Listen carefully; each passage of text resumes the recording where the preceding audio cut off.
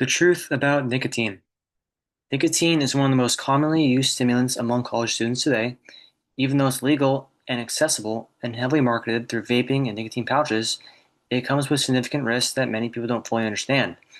Today I'm breaking down what nicotine really does to your body, how it affects your brain, and why it's so addictive, using evidence from the CDC, FDA, NIDA, and peer-reviewed research. Now, what is nicotine? Nicotine is a naturally occurring chemical in a tobacco plant, and it works as a stimulant drug. It's found in cigarettes, vapes, disposable devices, nicotine pouches, and hookah. The key issue is that nicotine is extremely addictive, and the body absorbs it very quickly. According to the CDC, nicotine dependence can develop rapidly even with light or occasional use.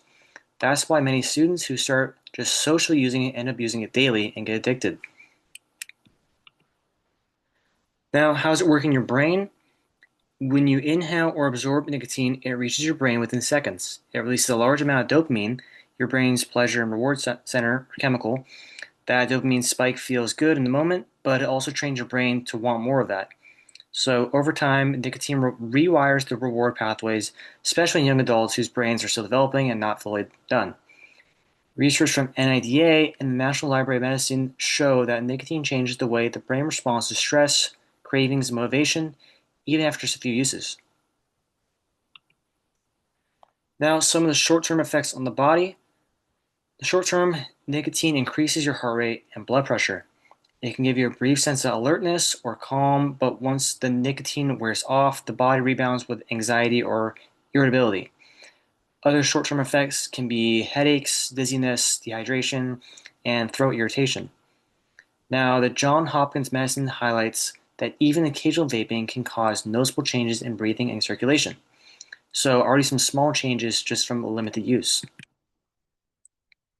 Now, some of the long-term consequences.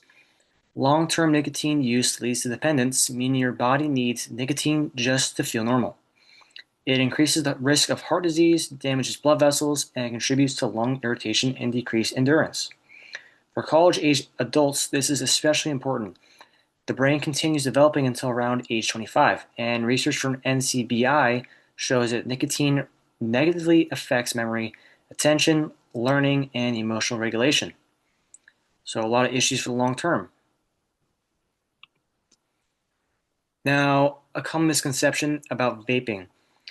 Now, one of the biggest misconceptions is that it's actually safe. While vaping may actually reduce exposure to some chemicals found in cigarettes, it still delivers the nicotine, the main important issue, and often at a much higher concentration than you think. The FDA reports that many vapes contain more nicotine than an entire pack of cigarettes. High-strength disposables and salt-based nicotine make addiction occur even faster, especially in young people like younger adults.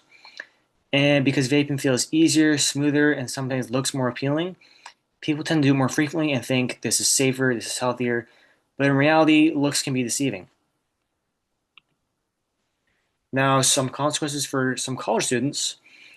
Nicotine has a direct impact on academic performance. Studies published by PubMed show that nicotine, especially vaping, is linked to lower concentration, impaired working memory, and decreased sleep. Many users also report increased anxiety and stress. Even though they initially use nicotine to feel calmer, that doesn't always work out that way. There's also a financial impact. This stuff isn't free. Frequent users can spend $100 to $300 a month without even realizing it. The addiction makes them just keep spending and spending, and eventually it stacks up a major bill. Now, the withdrawal symptoms. When someone becomes too dependent on something, stopping something like nicotine triggers withdrawal. This includes irritability, strong cravings, trouble concentrating, heightened anxiety, and changes in your appetite, which can be good or bad sometimes. These symptoms can begin within hours of the last use. Now, according to NIDA, withdrawal is one of the main reasons people continue using nicotine despite wanting to quit.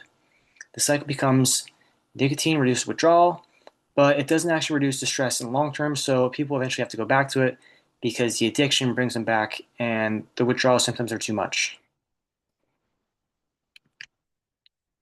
Now, some resources and options for quitting or potentially slowing it down.